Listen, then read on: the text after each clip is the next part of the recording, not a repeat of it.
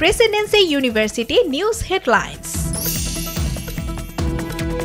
গণতান্ত্রিক সরকার ছাড়া সংস্কার কোনো কাজে আসবে না বলে জানিয়েছেন বিএনপির স্থায়ী কমিটির সদস্য আমির খসরু মাহমুদ চৌধুরী। গয়েশ্বরচন্দ্র রায় বলেছেন, গ্রহণযোগ্য নির্বাচনের মাধ্যমে দেশে গণতন্ত্র আলোর মুখ দেখবে। রাজধানী মধ্যবাড্ডার গুদারাঘাট এলাকায় গুলশান থানা বিএনপির যুগ্ম সম্পাদক কামরুল আহসান সাধন হত্যায় তদন্ত করছে পুলিশ। সিসিটিভি ফুটেজ দেখে আসামি ধরতে কাজ চলছে বলে জানিয়েছেন উপ পুলিশ কমিশনার তালেবুর রহমান। সোমবারের মধ্যে সরকারি চাকরি সংশোধন অধ্যাদেশ 2025 বাতিল না করলে মঙ্গলবার থেকে সারা দেশে বিক্ষোভের ডাক দিয়েছে বাংলাদেশ সচিবালয় কর্মকর্তা কর্মচারী সংযুক্ত পরিষদ এবং সর্বস্তরের কর্মকর্তা কর্মচারী ঐক্য ফোরাম।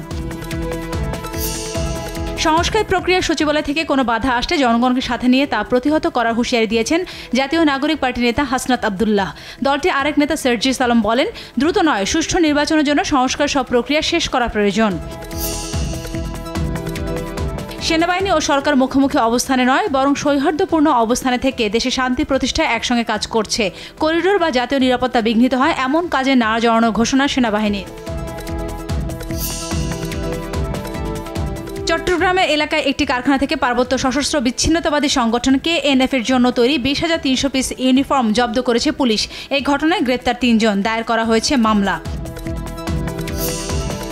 আগামী 3 জুন শেখ হাসিনাকে সশরীরে উপস্থিত হয়ে আদালত অবমাননার অভিযোগে জবাব দিতে নোটিশ দিয়েছেন আন্তর্জাতিক অপরাধ ট্রাইব্যুনাল। 21 আগস্ট গ্রেনেড হামলার মামলায় সব আসামি খালাসের রায়ের বিরুদ্ধে রাষ্ট্রপক্ষের লিভ টু আপিলের শুনানি মঙ্গলবার।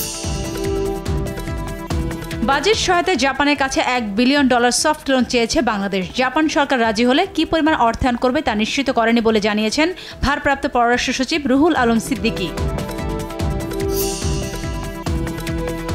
ইসরায়েলের প্রধানমন্ত্রী নেতানিয়াহুর পুরো গাজা দখলের পরিকল্পনা বাস্তবায়নে জোরে সোরে এগিয়ে যাচ্ছে ইসরায়েল। উপত্যকাটির 77% জায়গা দখল করে নিয়েছে তারা। এতে ক্ষুদ্র জায়গা অবরুদ্ধ হয়ে পড়েছে ফিলিস্তিনিরা। রাত 10টা থেকে বাংলাদেশ সিঙ্গাপুর ম্যাচের টিকিট আবারও ছাড়া হবে বলে জানান বাফুফের সভাপতি তাবিথ আওয়াল। মানুষের ফুটবল উন্মাদনার কথা চিন্তা করে 8 বিভাগীয় শহরে তৈরি করা হবে ফ্যান জোন।